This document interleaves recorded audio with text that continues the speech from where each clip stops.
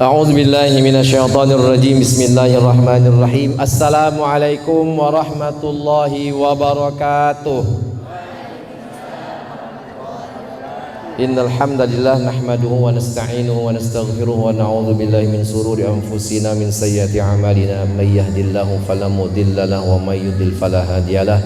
Asyhadu an la ilaha illallah wahdahu la syarika lahu wa asyhadu anna sayyidana wa nabiyyana Muhammadan abduhu wa rasuluhu la nabiyya ba'dah. Allahumma salli ala Sayyidina Muhammad wa ala alihi wa sahbihi ajma'in, amma ba'd. Faqala Allah Ta'ala wa ma arsalnaka illa rahmatan lil alamin.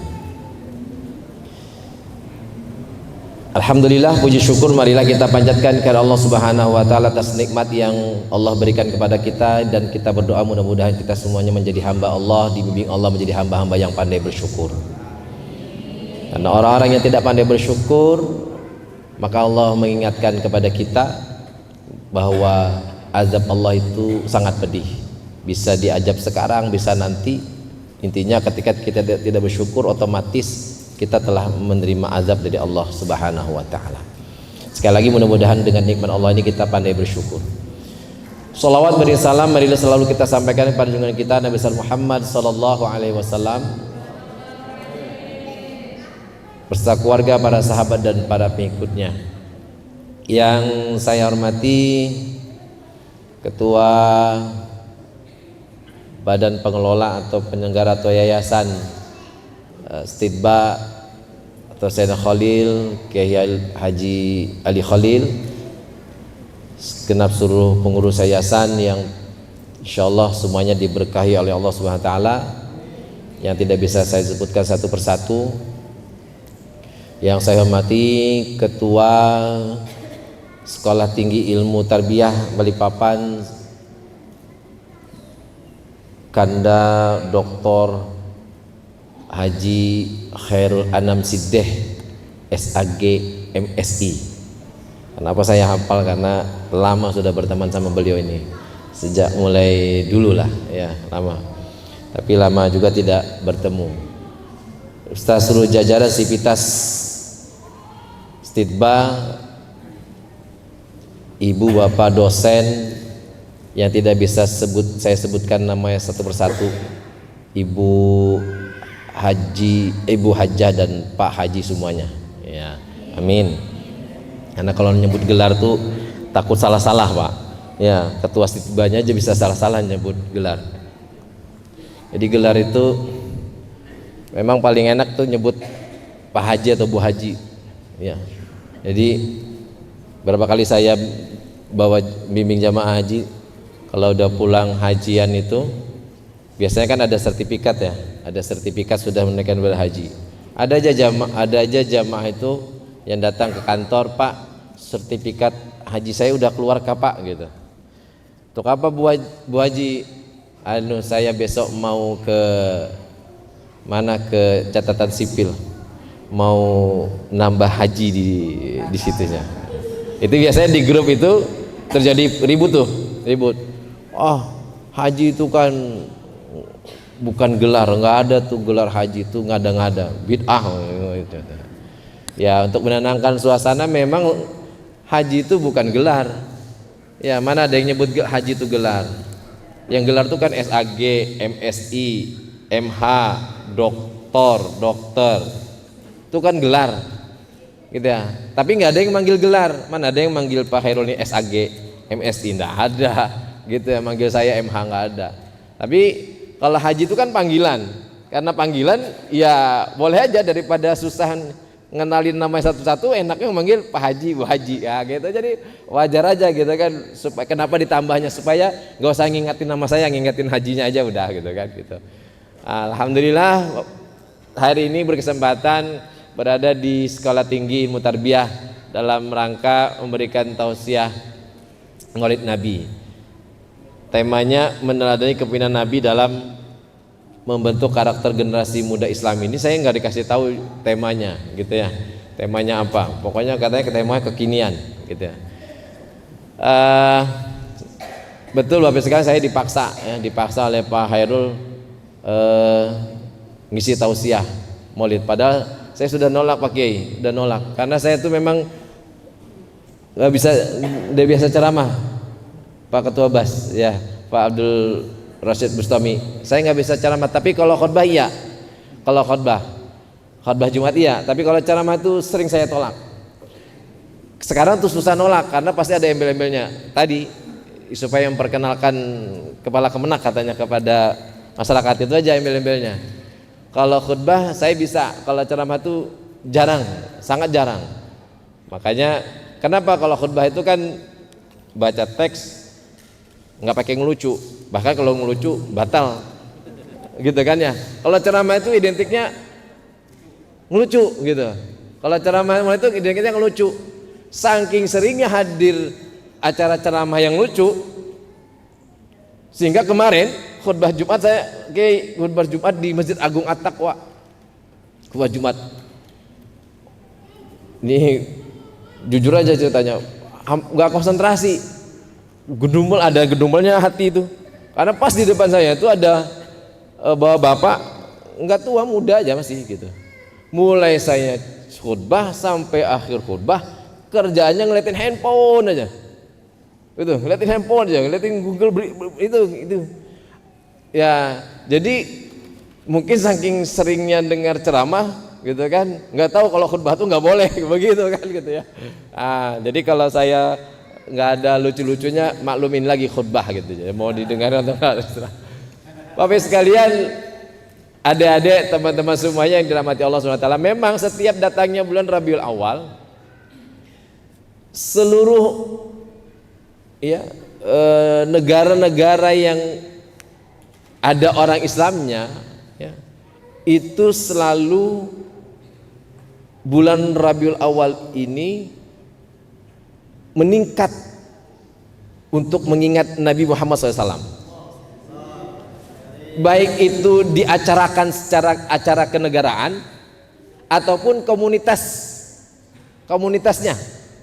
Itu ketika Rabiul Awal meningkat aktivitas umat Islam itu untuk mengingat nabinya.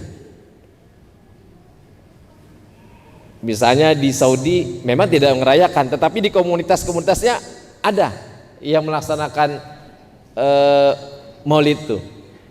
Saya tidak nyebutnya maulid, artinya intensitas mengingat nabi itu makin tinggi.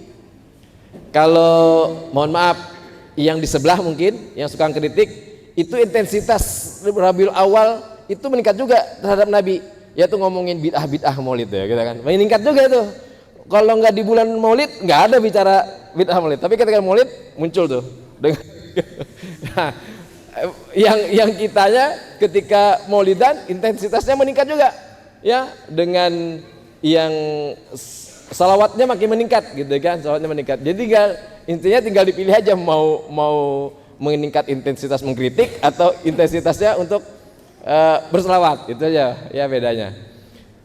Nah memang kenapa? Karena bulan ini Rabiul Awal ini adalah bulan yang kita tahu secara sejarahnya adalah bulan yang mulia, karena ada sosok manusia yang dihadirkan oleh Allah Subhanahu wa taala untuk menjadi rahmat bagi alam semesta ini. Kenapa? Karena memang Allah lah yang menciptakan alam semesta ini, dan Allah juga yang berkeinginan manusia yang mengelolanya. Maka diperlukan sosok manusia yang akan membawa alam semesta ini kepada konsep tujuan dia diciptakannya. Itulah Nabi Muhammad sallallahu alaihi wasallam.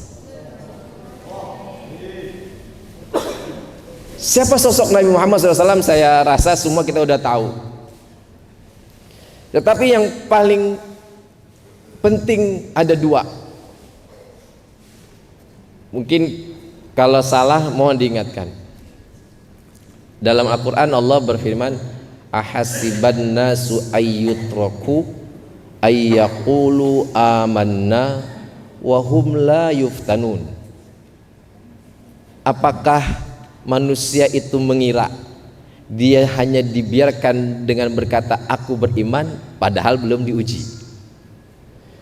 Lalu lagi ada firman Allah Subhanahu wa taala, "Walanabluwannakum bisyai'im minal khaufi wal ju'i wa naqsim minal amwali wal anfusi was samarat wa basyiris sabirin."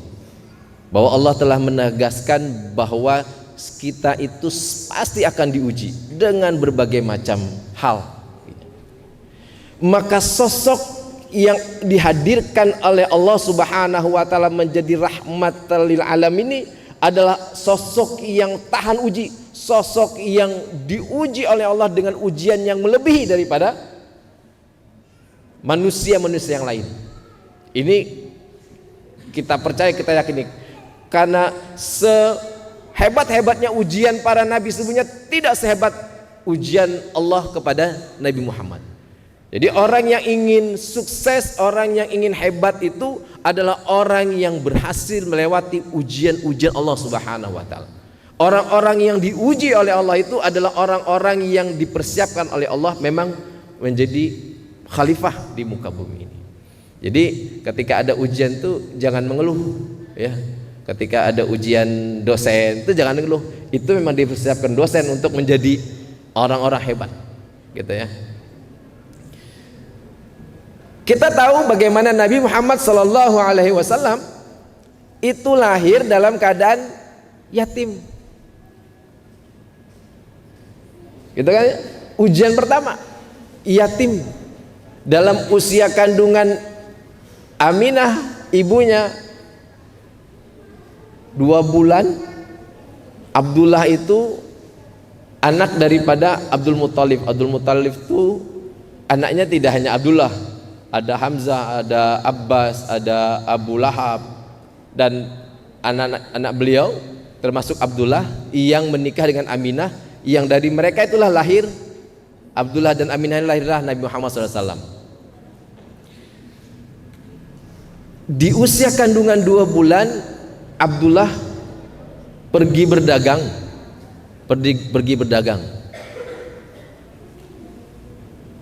wafat. Kemudian singkat cerita lahir Nabi Muhammad SAW dalam usia, biasanya kalau kita baca sejarah ketika Nabi Muhammad lahir dalam beberapa hari, kebiasaan orang Arab itu adalah anak yang lahir itu disusukan oleh orang lain, ya. Ada bani-bani tersendiri yang memang kualitas susunya hebat gitu ya. Salah satunya adalah Bani Sa'ad. Disitulah kenalnya Halimatus Sa'diyah. Apa yang bisa diambil Bapak sekalian dari peristiwa itu, bahwa kebiasaan orang Arab tuh ketika lahir memang memang pada saat itu Aminah barangkali tidak deras ya ASI-nya. Maka tapi bangsa Arab juga begitu. Aslinya tuh banyak orang-orang yang menjajakan bukan menjajakan, artinya menawarkan asinya untuk anak-anak, dan mereka pun pilih-pilih. Biasanya mereka ada orang-orang kaya, gitu, orang miskin nggak mau. Ini kalau di zaman modern itu banyak orang-orang tua kita, ibu-ibu itu ketika lahir anaknya asinya nggak ada, itu bukan nyari perempuan lain yang bersedia mensusukan, tapi malah menggantinya dengan susu formula. Ini saya perhatikan Bapak sekalian. Jadi kalau ada istri saya itu kalau ini asinya banyak, itu kadang-kadang teman-temannya dikasih tahu, ada temannya yang baru lahirkan, kalau mau ya, kalau mau. Nah sekarang itu banyak yang nggak begitu, digantinya dengan susu formula. Ini sebenarnya pelajaran bagi kita bahwa antara muslim itu kan bersaudara, orang beriman itu bersaudara. Singkat cerita, ibunda Nabi Muhammad SAW pun dalam usia Nabi Muhammad 5 tahun juga wafat. Dalam sebuah kisah bahwa Aminah ingin mengajak Nabi untuk mengenal ayahnya lewat mana? Ziarah kubur. Artinya ziarah kubur itu bukan sesuatu yang sebenarnya dianjurkan ziarah kubur. Ya. ziarah kubur, memperkenalkan ini orang tuanya. Dalam perjalanan pulangnya kita tahu Aminah wafat sakit. Lengkap sudah Nabi Muhammad tuh yatim piatu. Artinya teladan kita kepada peristiwa yang Allah hadirkan kepada Nabi itu, yatim piatu itu adalah kondisi di mana sesungguhnya seorang manusia itu sebenarnya nggak punya apa-apa lagi. Kalau zaman sekarang mungkin bukan masalah yatim piatunya, kita nggak punya penghasilan apa-apa lagi, bingung sudah nih, nggak ada pegangan hidup. Ingatlah Nabi ketika kecil pun tidak punya apa-apa, tapi Nabi dirawat oleh Abdul Muthalib, kakeknya. Kakeknya pun meninggal dunia, wafat. Nabi dirawat oleh pamannya, Abu Thalib. Ini menandakan Bapak Ibu sekalian bahwa anak itu harus dekat dengan keluarganya. Harus dekat dengan keluarganya. Harus dekat dengan keluarganya. Dan keluarga itu harus membantu. Kita melihat di media sosial, di media televisi, betapa banyak iparnya membunuh, adiknya membunuh, ayahnya membunuh istrinya, kakak membunuh adiknya, sampai bisa membunuh itu. Artinya kita sudah tidak dekat lagi dengan keluarga. Meneladani Nabi, siapa yang ingin meneladani Nabi, maka dekatkanlah anak-anak kita, diri kita dengan keluarga. Anak-anak sekarang kan susah diajak ke tempat omnya aja susah, gitu kan. Ingat nggak dulu, mungkin zaman Pak Herul, zaman saya, zaman Pak Kiai. Kalau anak-anak sekarang mungkin anak-anak yang umur berapa, SD kelas 1, kelas 2 itu sudah punya kamar sendiri, nggak tidur sama orang tuanya, ya, nggak mau tidur sama orang tuanya. Bahkan orang tuanya kalau anak tidur dengan dia marah, sudah kamar sendiri, ayo berani. Kalau zaman dulu saya itu masih kelas 1 aliyah, masih bisa tidur sama abah mama. Kenapa? Sebabnya karena dulu, zaman dulu bukan kamar 1, dulu TV yang ada tuh cuma TVRI Republik Indonesia yang tayangnya jam 6 sore dan berakhir jam 10 malam. 10 malam itu mati udah TV. Masuk kamar itu hanya terdengar suara jangkrik. Apa yang terjadi? Takut. Takut. Akhirnya ngetok kamar abah, ma. Kadang kalau nggak dikunci, kadang-kadang langsung tidur di situ. Tidur. Baru bangun tuh, kenapa ada Ipan di kamar gitu kan? Karena bonanya takut. Tapi dari situ kita merasa dekat dengan abah dan mama. Abah dan mama merasa dekat dengan kita, walaupun sudah besar. Sekarang mulai SD nggak ada yang tidur sama anak. Kenapa? Karena TV-nya 24 jam ada, tertidur karena ada handphonenya.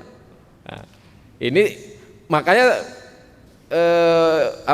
pelajaran orang-orang kisah Nabi itu dan kebiasaan orang Arab itu ketika kecil dia tidak sama orang tuanya, dilepas dengan baik disusukan, dilepas dengan paman, dengan kakeknya. Nah, Bapak Ibu sekalian yang dirahmati Allah Subhanahu wa taala, itu sepintas bagaimana seseorang sosok pemimpin itu dia akan sukses dilihat daripada ujian-ujian yang Allah berikan kepadanya. Jadi kalau ada orang yang bilang begini, pengen lepas dari masalah enggak? Iya, sholat duha. Dengan sholat duha lepas masalahnya. Tahajud, baca wirid ini gak ada masalah. Seolah-olah dengan dengan duha, dengan tahajud dia gak punya masalah. Padahal tidak ada orang yang tidak punya masalah. Kenapa? Kalau hanya mengandalkan tahajud, mengandalkan duha, mengandalkan wirid kita, Nabi Muhammad tuh orang yang nomor 1, the best sholatnya, the best tahajudnya, semuanya ada. Tapi Nabi Muhammad tidak pernah lepas daripada ujian Allah Subhanahu wa taala. Sampailah Bapak sekalian kita mengingat kembali bagaimana Nabi Muhammad SAW di usia muda. Nabi Muhammad diajak berdagang. Tanda-tanda kenabian sudah dilihat para orang-orang di luar Islam.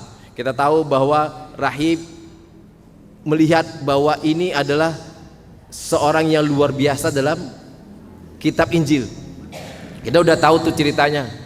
Sampai Nabi Muhammad SAW berdagang, dipercaya memperdagangkan dagangan seorang wanita yang cantik kaya raya yang bernama siapa?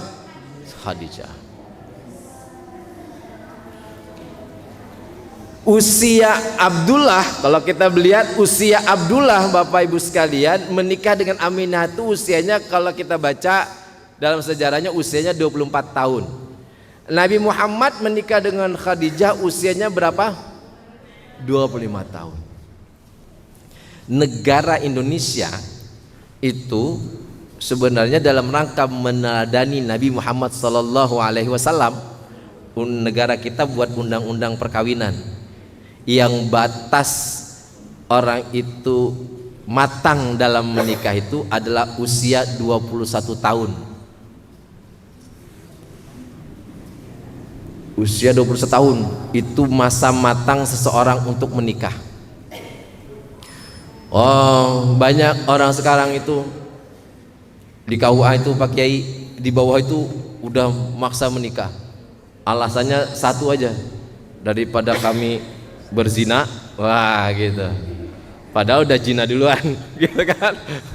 21. Lalu katanya kami kan ingin apa namanya? Ngikutin sunnah Nabi.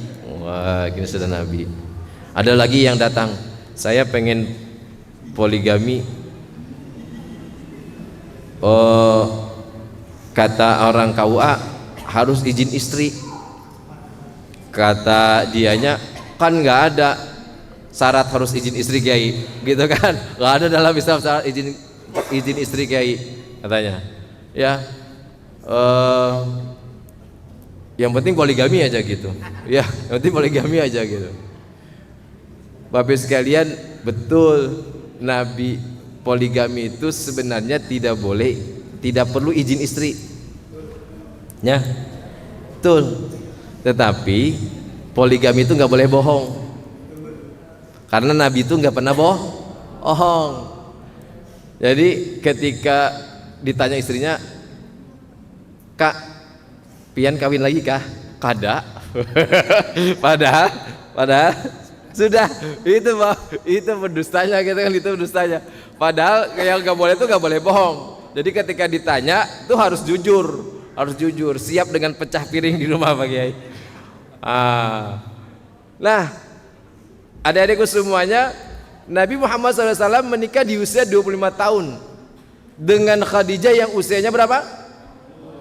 Ini menjadi teladan bagi kita bahwa umur itu tidak jadi persoalan. Ya, jangan masalahkan dengan umur. Contoh, haji itu rukun apa sunnah? Haji rukun. Orang kalau tidak haji berarti nggak melaksanakan rukun Islam itu kan ada 5. Yang terakhir adalah haji. Itu rukun. Kalau dia tidak melaksanakan rukun berarti dosa. Tapi pertanyaannya, kalau nikah hukumnya apa? Hah? Wajib tuh karena sudah bisi. Sudah punya. Nikah itu hukumnya apa? Sunnah. Sunnah itu artinya dikerjakan. Pahala nggak dikerjakan nggak apa-apa. Lah, kenapa nikah duluan, haji belum? Padahal haji rukun. Kenapa dia nikah?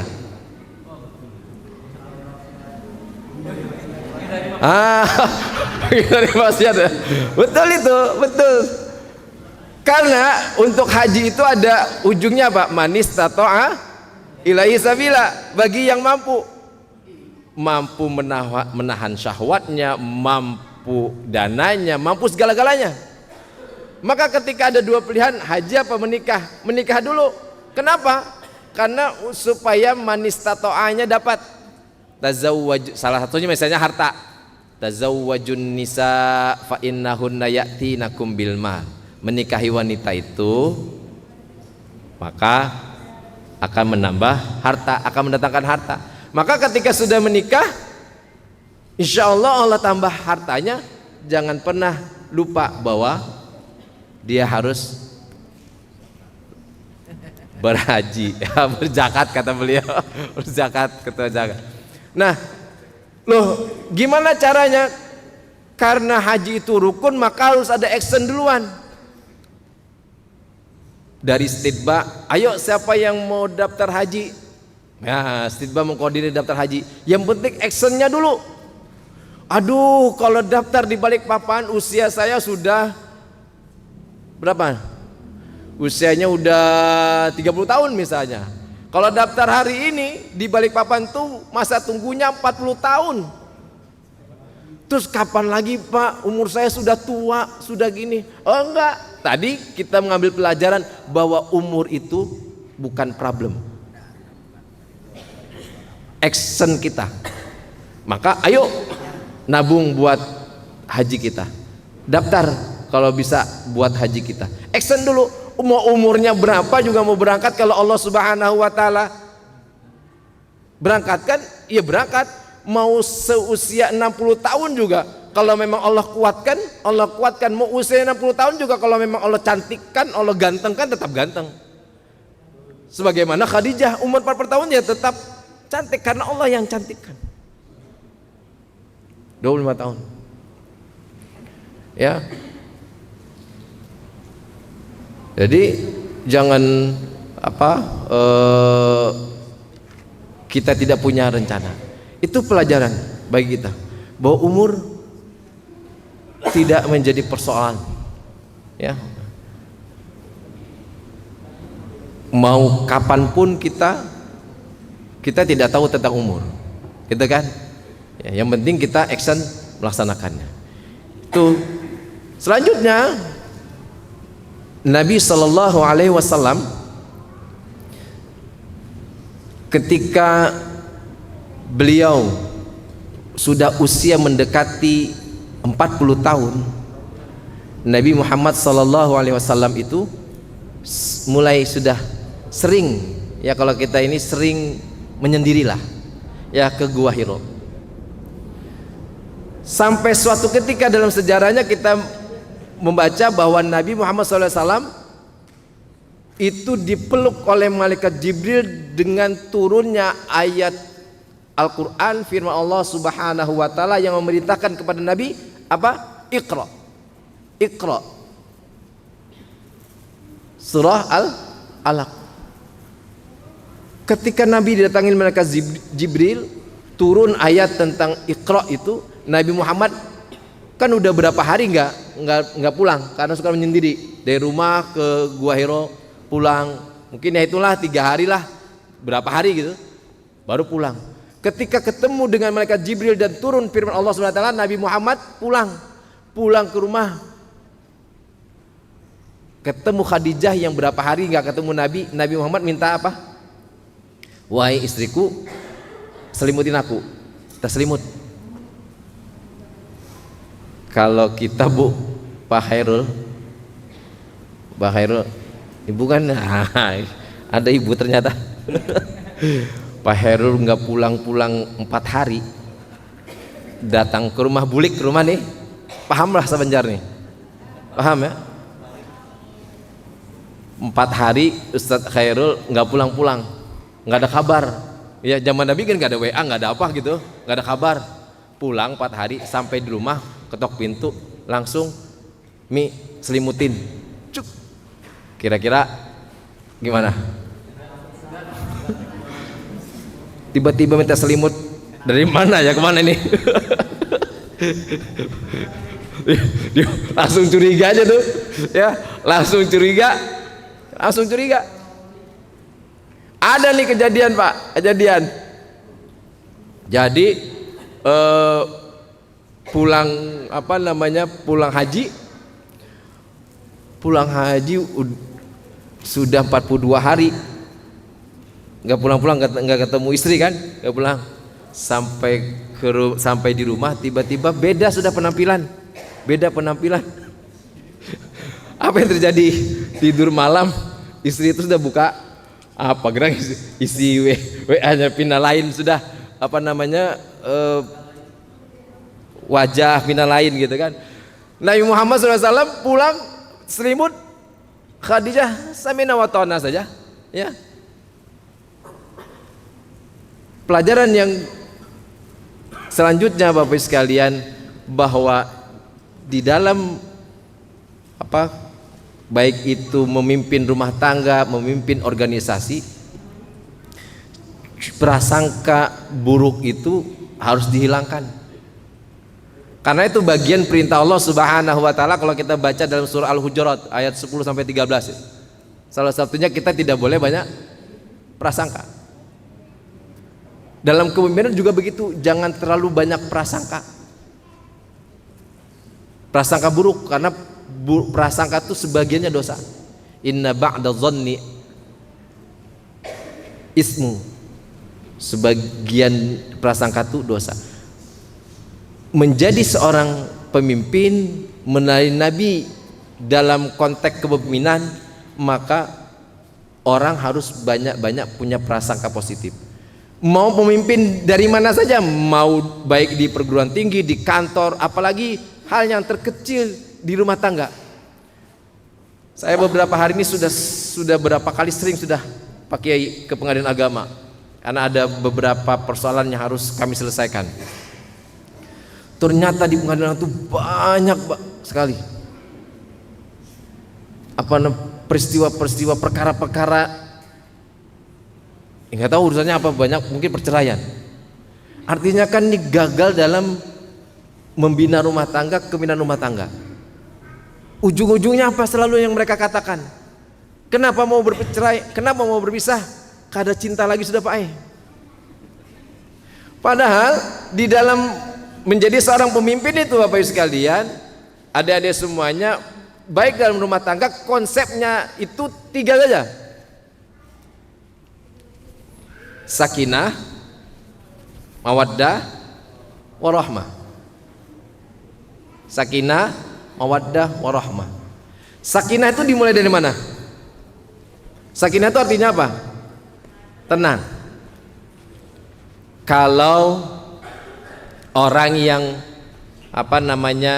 masih bujangan, itu cara menenangkannya, konsepnya kan luar biasa sebenarnya. Sulit juga kalau sudah pengen kawin tuh susah, ya. Walaupun kan kalau ini puasa aja gitu kan, kalau nggak sanggup puasa gitu kan, yang berat gitu kan. Yang kedua, untuk proses ketenangan itu, jadi kalau ada orang yang jomblo, itu untuk menenangkannya nikahkan, kawinkan. Nah ini kalau kita kembali ke awal,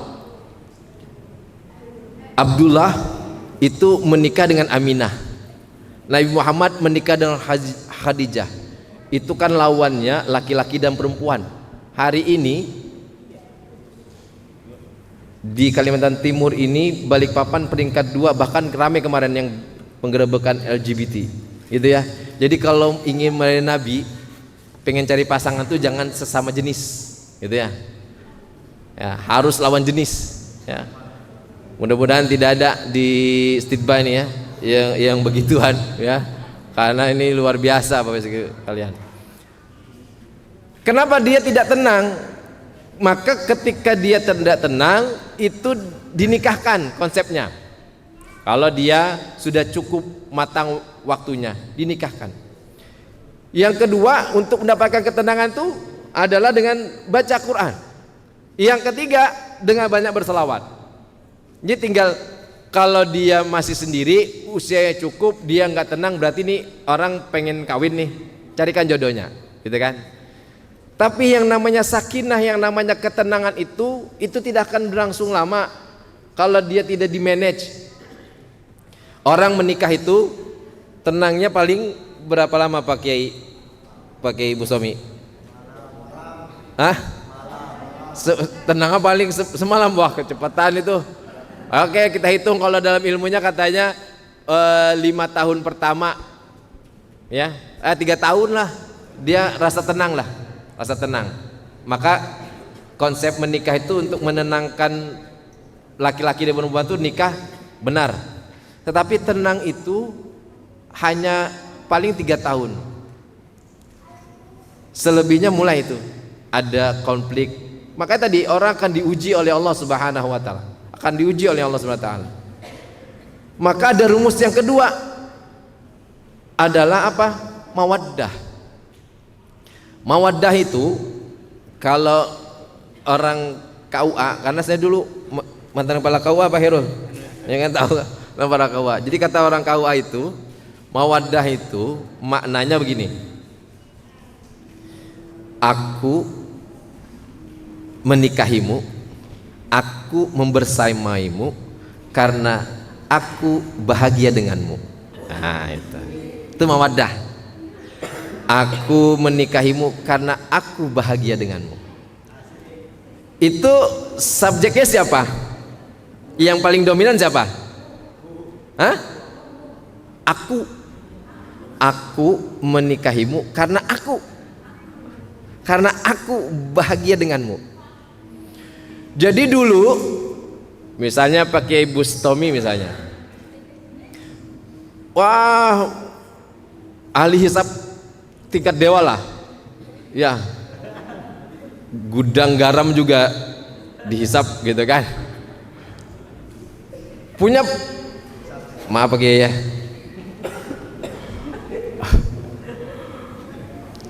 Pak siapa ya, orang lah dulu ngerokok hebat, ganteng, cewek mana aja suka, akhirnya terjadilah ta'aruf di antara mereka. Ini yang laki-laki senang aja, bahagia aja. Kenapa? Karena nggak dilarang nih ya, dia nggak ngelarang saya nih, bahagia aku nih, begitu ya, bahagia, hal yang esensial nih nggak dilarang-larang nih ya, berarti bahagia dia. Akhirnya dia bersama. Sama dulu orang main bola, yang laki-laki suka main bola, pokoknya main bola, bahkan ditonton oleh pacarnya tuh, ditonton, mau pertandingan kapan ditonton. Senang tuh laki-laki, senang juga perempuannya. Akhirnya jatuh cinta, udah karena dia merasa bahagia. Sebenarnya merasa bahagianya kenapa? Karena nggak ada yang ngekang, gitu ya. Karena dia bahagia. Lalu tiba-tiba setelah menikah, udah tenang, mulai diuji oleh Allah Subhanahu wa taala. Istrinya mulai hamil. Ketika hamil, mulai nih istrinya bilang gini, Kak, ampi-ampi Kang, ampi-ampi pangka merokok gitu, merokok aja terus gitu kan ya, buka puasa rokok ya Pak Kiai, Pak Kiai Ustaz, buka puasa rokok, Kak ganti pangka rokok itu dengan kurma gitu, ganti pangka. Kata laki-lakinya, sudah aku ganti dengan kurma, tapi kita mau menyala karena kurmanya yang dinyalakan gitu maksudnya. Kata suaminya, mulai nih, dulu ndak pernah ngelarang-larang ya, dulu ndak ngelarang-larang, sekarang kok ngelarang-larang. Dulu main bola nggak pernah tuh pasangannya tuh ngelarang, tiba-tiba ketika sudah berumah tangga mulai, Kak ampi-ampi pang main bola. Dulu ketika masih pacaran, apalagi artis, melihat pasangannya yang you can see, biasa aja, nggak ngelarang, akhirnya bahagia. Nggak ngelarang tuh, ketika menikah mulai tuh, yang laki-laki bilang gini, coba bang tutup aurat itu. Nah kata yang perempuannya, mulai nih. Kenapa? Lalulah ke pengadilan, aku tidak cinta, karena dia masih pada tatanan mawaddah. Mawaddah itu apa? Tadi, aku menikahimu karena aku bahagia, karena akunya yang bahagia. Makanya fungsi Rasulullah sallallahu alaihi wasallam itu, wa ma arsalnaka illa rahmatan lil alamin. Nabi itu menjadi rahmah. Maka dalam kehidupan kita itu, baik dari kita dalam kepemimpinan, dalam apapun, tutuplah segala problem itu dengan warahmah. Apa warahmah itu? Aku menikahimu aku memimpinmu, aku bersamamu karena aku ingin membahagiakanmu. Nah, gitu. Itu warahmah. Jadi kenapa dia bilang aku tidak cinta lagi? Karena masih mawaddah. Mawaddah. Karena aku ingin bahagia. Tapi ketika dia tutup dengan warahmah, aku ingin bersamamu karena aku ingin membahagiakanmu. Kalau dengan ampi aku merokok Kak Adingai membuat Ikam bahagia, ku ganti rokok dengan kurma, asal kurmanya nyala. Kalau dengan aku berjilbab membuat kamu bahagia, ayo. Wah, itu warahmah. Maka Nabi Muhammad SAW ini diutus karena Nabi ingin membahagiakan kita. Mungkin nih mohon maaf nih kata saya saja. Kata Nabi, kalau dengan membuat maulid ini membuat Ikam bahagia ingat denganku, ayo. Ya. Ayo. Karena kan dalil kaidahnya sudah ada jelas tuh, saya lupa dalilnya. Apabila suatu perkara tuh kalau orang Islam muslimin tuh itu menyatakan itu baik, maka baik. Itu kan kaidahnya. Apabila pandangan orang kebanyakan muslim itu baik, maka baiklah perkara itu. Nanti didalilkan orang lagi, ya jangan ngikutin kebanyakan gitu ya. Ya kebanyakan itu kan beda lagi maksudnya. Contoh, agama di Indonesia itu ada berapa? 6. Islam. Jangan ikuti kebanyakan yang kalau ikuti kebanyakan itu mereka menyesatkan. Kalau perkaranya agama, mana yang banyak? Islam atau non-Islam? Non-Islam yang banyak. Non-Islam yang banyak. Itu kalau perkara yang begitu menyesatkan, karena pasti mereka menyesatkan. Tapi kalau perkara yang begini, lihat komunitas Islamnya. Kalau komunitas Islamnya menyatakan bahwa hal ini baik, tidak ada kemungkaran, maka itu baik. Ya, kita bisa menyatakan kalau ini membuat kamu ingat denganku, kata Nabi, karena Nabi itu tugasnya ingin membahagiakan kita. Ya, ingin membahagiakan kita. Bapak sekalian yang dirahmati Allah Subhanahu wa taala, maka ini dalam lama-lama kan ujar Kiai Bustami, ini bola Pak Indonesia Lebanon katanya. Iyalah, bisa Kak? Ini pagi sampai jam berapa? 11. Yang betul. Jangan kayak kemarin ya, saya ceramah kayak Nata pakai, saya sudah tolak yang udah sampai jam berapa ini? Udah jam 9:30. Biasa nih. Udah baru lewat 5 menit, 9:30 ketuanya, Ustaz, cukup kayaknya sudah waktunya. Gitu. Cukup sudah waktunya. Ini kejadian bagi ya, kalau ada Gus Baha di mana Gus Baha itu ngatur kiai. Nah, Bapak sekalian, Nabi itu ingin membahagiakan kita. Ingin membahagiakan. Ketika Nabi kita melihat konsep warahmah itu, makanya benarlah Islam itu akan tersebar ke seluruh penjuru dunia. Dia akan diterima. Kalau warahmah itu yang disampaikan, maka betullah kenapa Islam itu berhasil tersebar ke seluruh lapisan dunia. Kalau saya tidak sepakat dengan mengatakan begini, ada kan beberapa orang mengatakan gini, bagaimana Islam menguasai ini menguasai. Bagaimana dulu Islam menguasai? Kalau menguasai konsepnya Islam itu berarti dengan kekerasan. Tapi bagaimana Islam itu bisa tersebar dan diterima oleh seluruh penjuru dunia ini, belahan penjuru dunia ini? Satu, yang paling utama adalah keteladanan. Keteladanan itu kenapa dilihatnya? Dilihatnya daripada akhlak Nabi Muhammad SAW. Tadi udah dibacakan oleh qori kita. Islam itu bisa tersebar ke seluruh lapisan bumi ini karena apa yang disampaikan itu seiring dengan orang yang menuturnya. Jadi Islam itu bisa tersebar, kebenaran itu bisa diterima apabila dia beriringan dengan penuturnya. Ini kita pengen menyampaikan efisiensi, tapi yang nuturkan tidak. Ayo sederhana, tapi yang penuturnya tidak.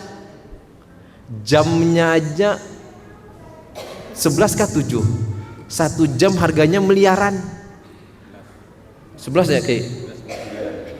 Enggak, jumlah jamnya, jam tangannya lebih, pokoknya lebih daripada 7. 1 jamnya harganya miliaran. Lalu menuturkan hiduplah sederhana.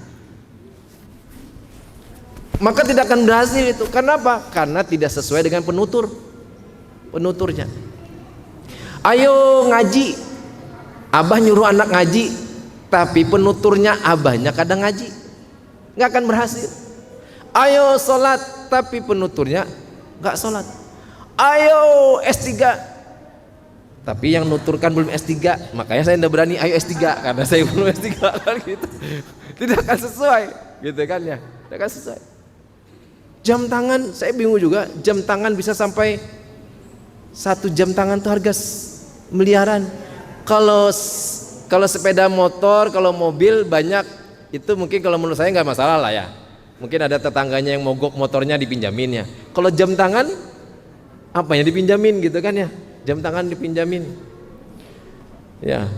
Kalau jam tangan ulun ini detiknya aja kada nyala. Jam kepala kemenak nih guru ya. Ini detiknya kan nyala, boy, kada percaya pen. Detiknya nyala. Jadi kalau lo bilang sederhana aja gitu kan, gitu. Sederhana wajar. Ya. Sederhana. Jadi kepemimpinan Nabi, kenapa? Kita ingin membahagiakan semuanya. Itulah fungsi Nabi Muhammad SAW. Nah, mudah-mudahan Bapak sekalian, konsep meneladani Nabi ini, kepemimpinan Nabi ini adalah kita lebih mengetengahkan rahmah. Makanya Menteri Agama dalam program dalam dunia pendidikan ini adalah kurikulumnya berbasis cinta. Jadi cinta itu yang dalam makna apa cinta itu adalah dalam kasih sayang. Maka poin pertama ketika kita mewujudkan kasih sayang itu, maka program prioritas Kementerian Agama yang pertama itu adalah meningkatkan rukun dan cinta akan kemanusiaan.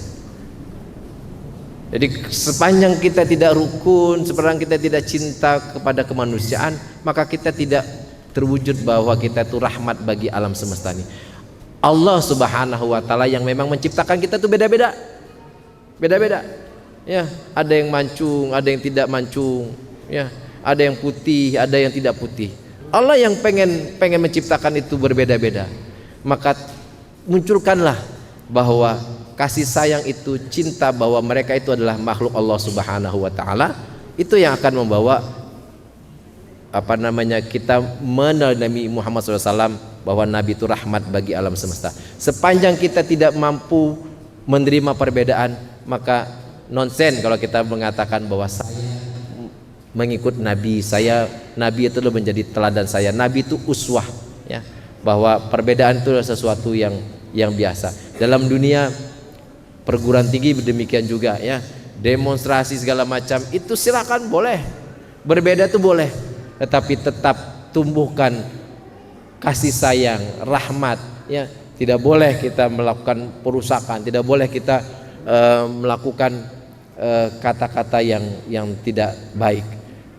Sukses untuk menjadi pemimpin. Terakhir, Bapak sekalian, anak-anakku semuanya, adik-adik semuanya, sukses yang terakhir adalah janganlah kita menunjukkan kekuatan kita, tetapi tunjukkanlah kesabaran kita. Karena Nabi Muhammad SAW itu tidak pernah menunjukkan kekuatannya. Nabi ditawarin apa saja, ya, mau ini Nabi tidak pernah menunjukkan kekuatannya. Cuma Nabi mengatakan bahwa walaupun matahari apa bintang semua ada di tanganku, saya tidak berhenti terhadap hal seperti ini. Tapi kalau kita, maka ketika kita dilarang oleh orang, lalu timbul keluarnya badik atau pisau atau parang, itu seperti itu, ya. Jangan seperti itu. Maka tunjukkanlah kesabaran kita. Kalau kita ingin bersama dengan Allah Subhanahu wa taala, Allah telah mensyaratkan innallaha ma'as sabirin. Kalau kita ingin bersama dengan Allah, tunjukkanlah kesabaran. Sabar dalam menerima tugas-tugas dari dosen-dosennya, sabar dalam tugas-tugas semuanya, sabar. Maka ketika kita sabar, Allah yang akan memberikan kekuatan. Karena sesungguhnya kekuatan itu hanya milik Allah. La haula wala quwata illa billah. Kekuatan itu hanya milik Allah. Siapa yang ingin bersama Allah, maka sabar. Inilah Bapak sekalian, sedikit yang bisa saya sampaikan untuk membekali kita semuanya, bahwa perjalanan hidup Nabi Muhammad SAW dari awal Nabi Muhammad dilahirkan dari dalam kandungan sampai akhir kehidupan Nabi Muhammad SAW itu didasari kepada Nabi Muhammad itu adalah ingin membahagiakan kita semuanya. Orang yang ingin membahagiakan orang lain itu hanya satu kuncinya, dia harus tampil sebagai orang yang sabar. Andai kata Nabi bukan orang yang sabar, maka tidak akan menjadi, Islam itu tidak akan tersebar ke seluruh penjuru dunia. Maka jadi mahasiswa, jadi guru, jadi dosen, jadi pemimpin, jadi ketua BAS, jadi kepala Kemenak, itu harus sabar, ya, harus sabar. Ya, kalau bicara, wah saya luar biasa dah, tantangannya macam-macam. Sabar itulah yang akan membuat kita akan terus bergerak, akan terus dikenal oleh orang. Jadi dosen, jadi guru, jadi semuanya harus sabar. Jadi siswa harus sabar. Karena kalau tidak sabar, maka pesan-pesan kebaikan itu tidak akan sampai. Watawassaw bil haq, watawassaw bis sabr. Kebenaran itu kalau disampaikan dengan cara yang tidak sabar, maka tidak akan terlihat kebenaran itu. Tapi kejahatan kalau disampaikan dengan kalem, orang akan menarik. Maka sampaikanlah kebenaran dengan sabar. Sabar itulah kunci pemimpinnya akan berhasil.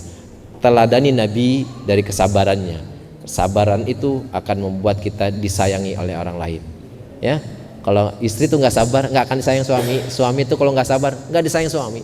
Jadi kunci sukses itu sabar. Sabar itu timbul daripada rasa kasih sayang. Mudah-mudahan apa yang saya sampaikan ini cukup, barangkali nggak usah sampai jam 10 karena lapah juga sampai jam 10. Masih diingatin saya tuh, bola katanya. bola kata. Terima kasih, mudah-mudahan bermanfaat. Yang benar datang daripada Allah, yang salah daripada khilaf kami sendiri. Mudah-mudahan bermanfaat. Saya doakan mudah-mudahan Sitbas selalu sukses, ya, melahirkan sarjana-sarjana yang luar biasa, tenaga-tenaga pendidik yang hebat. Mudah-mudahan dari sekolah tarbiyah ini Balikpapan mendapatkan dari Sitbas ini guru-guru yang penuh dengan cinta, guru-guru yang dengan anak-anak itu lahir juga generasi-generasi yang rahmat bagi alam semesta ini. Terima kasih, mohon maaf. Assalamualaikum warahmatullahi wabarakatuh.